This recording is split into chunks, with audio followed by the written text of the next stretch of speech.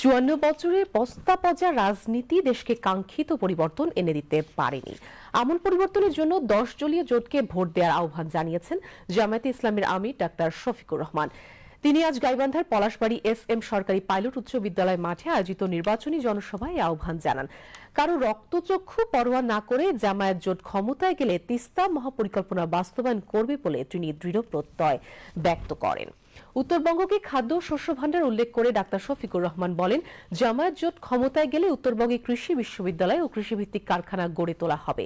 এতে কর্মসংস্থান সৃষ্টি হবে।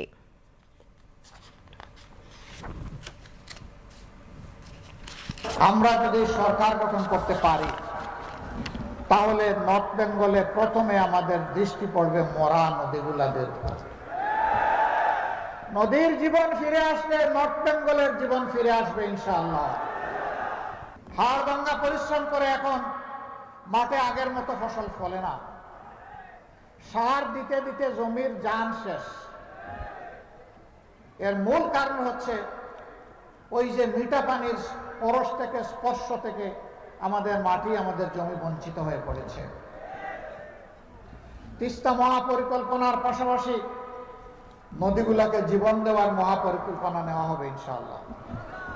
আমরা কারো লাল চক্ষুকে ভয় করি না ভাই, আমরা ভয় করি শুধু আল্লাহ রাব্বুল আলামিনকে।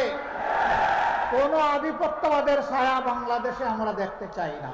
54 বছর যেই শাসন, যেই রাজনৈতিক ব্যবস্থা, যে বন্দোবস্ত দেশবাসীকে ফেসিবাদ উপহার দিয়েছে, এই শাসনও আমরা আর দেখতে চাই না।